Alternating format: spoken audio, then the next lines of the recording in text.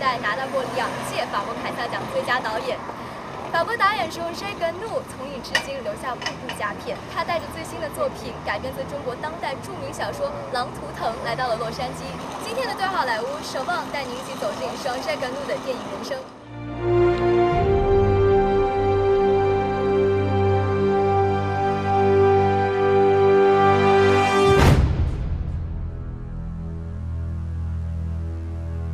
I had in those days maybe 70 experiences where I had to direct a dog, or a chicken, a mouse, a hippopotamus, a rhino.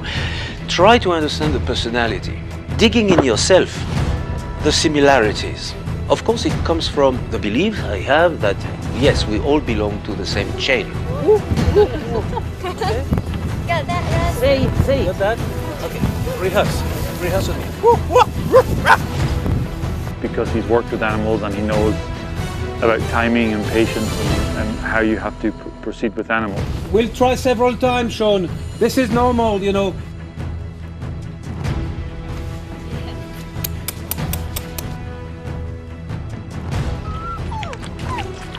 My experience is they are the worst animals to shoot with. Not this experience was good because they were extremely intelligent wolves and I had a great trainer.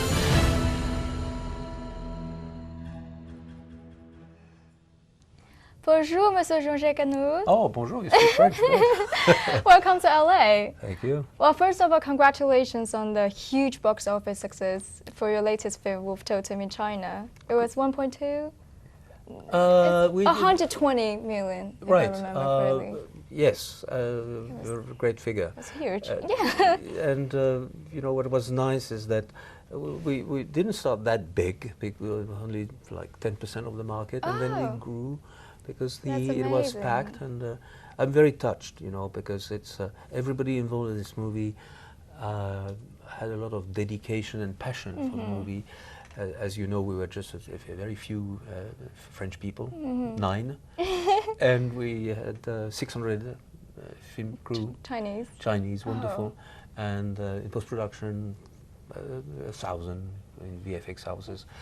They all worked magnificently. Beautiful. So I'm very pleased for all of us, because you know, when you're a film director, you cannot win alone. You need the talent of your actors, the talent of your wolves, the talent of your crew. Without that, you go nowhere. So I want to thank everyone in China. Every time I can say it, I do, because it has been a very, very warm, affectionate few years of my life. I absolutely adore being in China because I adored my crew and adored my cast. So thank you for inviting me to your show. Thank you. So the film is actually arriving in North America, right? Sure. Yes. In recent weeks. Yes, absolutely. The same movie. Are you that excited about this? Well, you know, of course I am, because as you know, America is a difficult market for foreign movies. But here we have a very special opening. We open in 120 or 130 IMAX theaters in 3D. So it's very special. It makes it very unusual. But you know, we have to face the situation that for American audiences, they're not so used to see movies from China. So it's not an easy sell. I had several of my movies, you know, that go immediately 3,000 cinemas and all that, you could be big film stars. But here it's more special. It's, but I know there is an audience for this movie. I've seen, you know, in the screenings that we had very, very fantastic reactions. So I do hope. What I know, you know, I know this is the kind of movie that people will see one day or another, maybe on television, maybe on DVD. But I do recommend to see it on IMAX 3D. Yeah, why not? Wonderful. It's wonderful, a wonderful experience. And it's the different. What I like about it, you know, this is a market where all the products are sort of the same. This is definitely different. Different. It's epic. It's about a beautiful region of China, and it's a very touching story. 通常我们会说啊，这个电影是导演的作品，但是呢，我通过和这个阿诺导演接触以后，我真正认识到什么电影是导演的作品。就是他会亲力亲为每一件事情，他会给我回很多的邮件，他的要求，他每一个测试他都会看，然后他会提出他的意见再修改。我们设计的每一个环节、每一个场景，甚至是每一个道具，我看他不断的在渗透他的理念。Ensuite, ce qui est agréable avec lui, c'est donc la précision.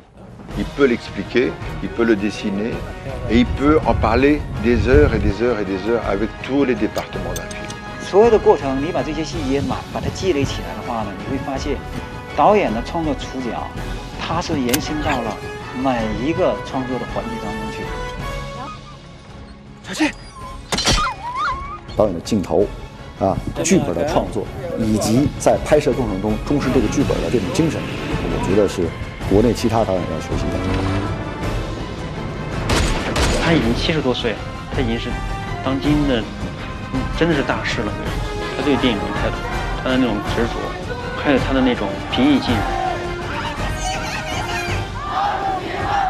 我觉得阿诺导演可能对我人生的整个后半段都会有影响。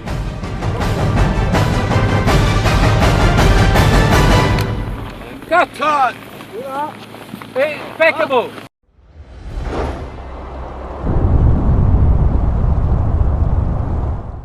So talking about the story, the film is actually based on the novel, and it's actually one of the best-selling contemporary novels of all time in China. Yes. How did that affect your creative process as a director? It affected by the fact that I loved the novel, and You loved the novel? I loved it, of course. And what I loved, it was so, for me, universal. Of course, it's a story. It was a true story. Young man who was sent to Mongolia to teach Chinese to the Mongols. Fine. But the story of those wolves that are persecuted, that have been decimated, killed, it's not specific to China. It's in France. It's exactly the same. It's the kind of story that could take place anywhere in the world, where you would understand that in the 60s and 70s we started destroying nature, and we need nature, and there was a very sincere novel. It was something that this man experienced. It took him like 50 years to spit out his feelings. He's so much in love with Mongolia. He's a Chinese man from Beijing, and his friend that you see in the movie is also totally in love with Mongolia. So my first visit to China was, I went into 4-wheel drive, spent 3 weeks scouting Mongolia with those two guys, and they showed me where it happened for real. Every lake, every mountain, the hole where they found the baby wolf, all that, we went to the real place. So it was a great moment for me to understand the story from inside. So the story, like the novel, is also a semi-autobiography. It's right? more than by genre. It's the true story. And so what I can testify is he took me to the places where he saw what he describes. So it's very close to his real experience. So you worked with him closely on the script? No. No. No, because very early on I said, John, it's your book. Yeah. It's going to be my film. It's a Jean-Jacques Hano movie. Yeah. So you can't do a movie unless you're twins. You cannot be two directors on the set. Yes. One has to make its own decision, and I'm in charge of the movie. So I did the movie entirely freely, but I talked to him a lot because I asked him a number of questions, saying, by the way, do you remember what size of lamps you were using, or what. Very specific questions. Very specific question. He was very good at it, and he really helped me and remained a wonderful friend. By the way, he wrote a wonderful review on the movie, which is unusual, you know, because normally it's, you know, writers usually, I understand that, especially when it's your own story. Here is a guy from France coming and says, no, we're going to not to shoot here, but here. And I said, no, it's what's here. Then, therefore, I understand, but it was very, very sweet. But I'll tell you a little anecdote. The other day I was in Beijing, I'm saying the other day, a few weeks ago, and when the movie opened, just before, he had an interview in the New York Times. And I had an interview in the New York Times, same hotel, Kempinski. So I walk in and say, he grabs me, he says, listen, 3 days ago I've seen the movie, but I was so tense because it was the writer, it was the novelist who was seeing the movie, so I forgot to cry. And then he said, and yesterday, I saw the movie and it was me. And thank you very much. And he hugged me. I have great affection for him.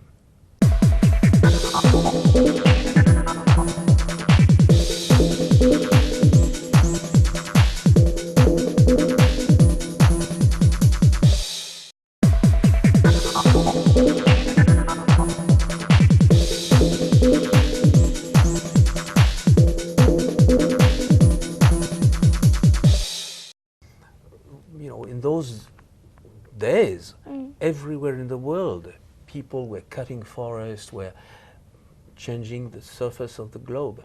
And it happened in Mongolia, but it could have happened in Australia and all this. And that is very, very painful. It's destruction of nature. That's a major aspect of the movie. 那太好了，让他们来吧，啊！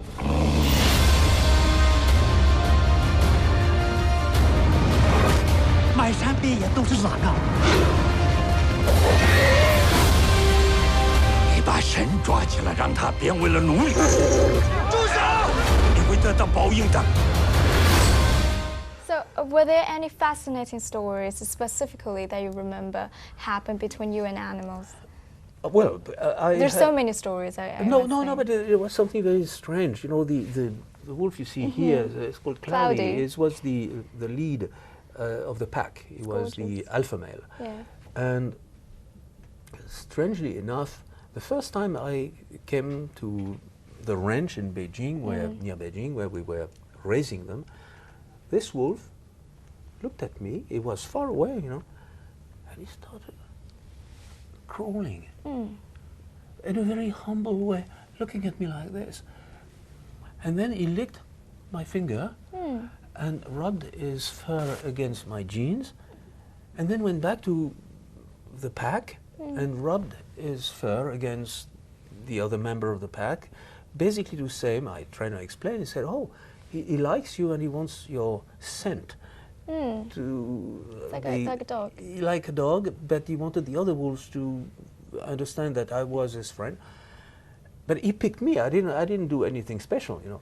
And then every day when I would come, I would have the same kind of routine. But more and more he became friendly. Now I make a long story short. In the last days of the shoot, couldn't shoot without my love session with this Cloudy. He would run to me, get on my shoulder, go lick. Like you. Lick for 10 minutes. But 10 minutes is a long time, yes. You know, for a love session, it's long. And then he would, he'll especially love this part of myself, and I was afraid that one day I would lose it in his mouth, you know, because he was so passionate. And after like 5-6 minutes, his wife, called Silva, beautiful female that would pull my jeans, saying, "Okay, this is enough, the two of you, you know. Now let's work." And you know what was amusing is, possibly he understood my French accent and decided to reinvent the French kiss. Oh. And unfortunately, they had a very long tongue, you know. So, They do. quite embarrassing, because he would put his tongue in my mouth, and it was strange, and I in a way I couldn't say no, because then he would be insulted. So my assistant, I would take off my glasses, make sure that I had no pockets, because it would tear off my pockets. Oh. And my assistant was waiting with a bottle of water, with disinfectant, with the cotton and tissues. Then I could start the day of shooting. But we couldn't start shooting without this passionate moment.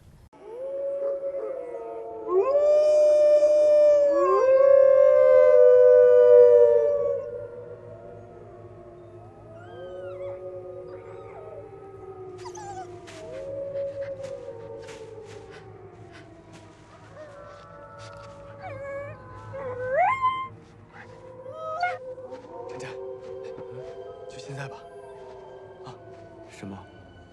让小狼回去啊！我现在不能让他回去，他身上已经有人的气味了，狼群会咬死他的。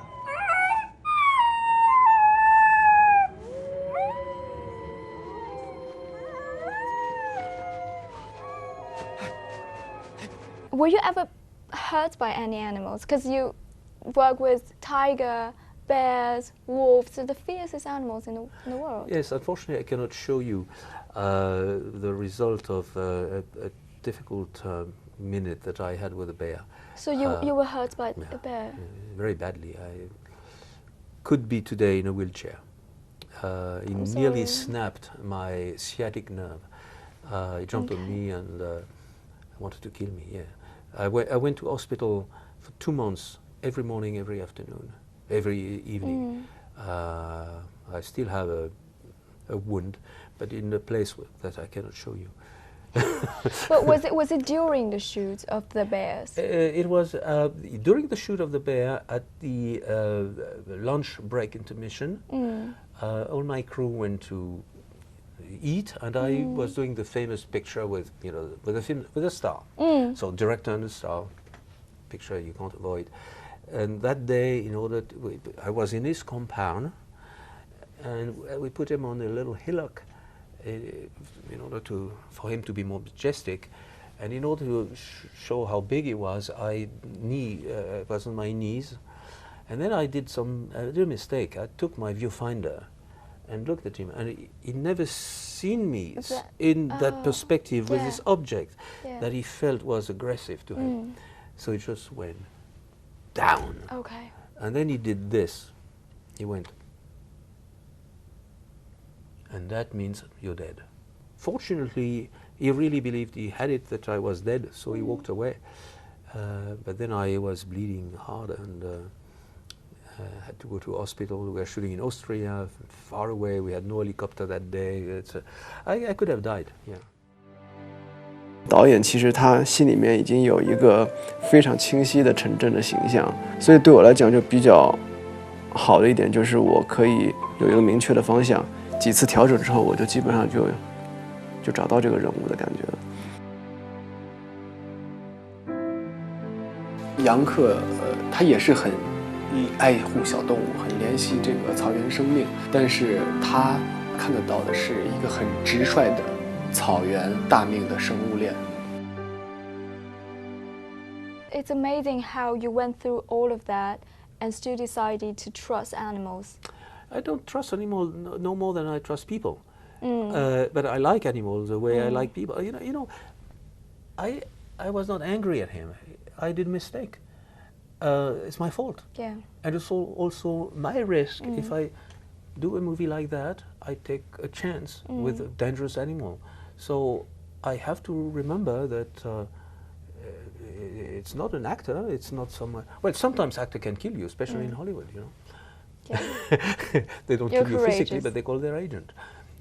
So another thing I noticed about your film is that you tend to leave a long blank of space between dialogue in a lot of films, especially in The Bear. There's no dialogue; it's just a minimal score. Is that part of your filmmaking philosophy? It's about life. You learn more usually in the silence than you learn through dialogue. You know, dialogue is an invention that's very helpful for lying. You can say all kind of things, but the reality is in body language. You know, for instance, people would say, let's say you ask me a question and say, oh yeah, it's a very easy question, and I'd go like this. Well, no, it's not an easy question, because if it's an easy question, you go, yes, I will tell you how it is. You just jump on it. You don't say, yes, I will answer you, and then have an activity that says that you're embarrassed with the question. 包生贵他是一个学农学的，刚开始他就是执行政策，种更多的粮食，然后我们灭狼。两头狼啊！这才刚刚开始啊！这儿有一所房子，这是所诊所，这将来就会成为一个城市。可是他真不知道，在草原上是不适合于这样的。害虫、蚊子、鼠类，尤其是狼，统统一网打尽。 The location, the shooting location, affects your creative process, and how does that local culture and institute play a role in your directing? Well, when you're immersed in a place, you know, the beautiful thing in Wolf Totem is I was in this remote place called Woolagai, 400 kilometers away from Xilinghotta. Oh. In a place where everything's so far away, and the grassland is so big, and the people were so generous, and it was almost like living the story, because I was surrounded by adorable crew from the city, you know, from Beijing, Shanghai, but living also with Mongols. Some of them on my set didn't speak a word of Mandarin, and I had interpreters that would go from Mongol to English or Mongol to Mandarin for them to communicate with Mandarin-speaking crew. But what was lovely is precisely the silence were great, because we understood each other. We wanted to make this movie the best possible movie. Therefore, that's the beauty of it. You know, I don't speak Chinese, but I feel, my heart speaks Chinese. I absolutely adore your country. And I adore being in a part of your country that is different with, it was a very harmonious shoot, and shooting in the real place made it easier for me, because, you know, who really knows about Mongolia in the 60s? Well, I had a number of old people around me who were my consultant, and they were here, they were living in the place. My actors were from Mongolia, so they know how to jump on a horse. They know how to put their, what they call del, you know, this big costume. It was genuine for them. So it made my life easier, and it's also a great thrill to share with people. And it was, you know, I could see my friends from Beijing, they would be so excited as well to discover Mongolia. My actors, Feng Chaofeng, adorable man, he loved being there because it was a unique experience. He spent a year with us, you know. The day we finished, we were waiting for him at the airport. He couldn't leave his room because he was crying.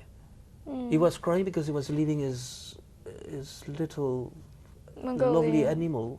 He was, his wolf, you know, he'd been living with this wolf. He was leaving his horse behind. He was leaving the grassland. It was a very moving movie to do. 相信这部在中法两国创造了1.2亿美金票房奇迹的影片，让它能够信心满满地迎接9月11号《狼图腾》在北美地区的全线上映。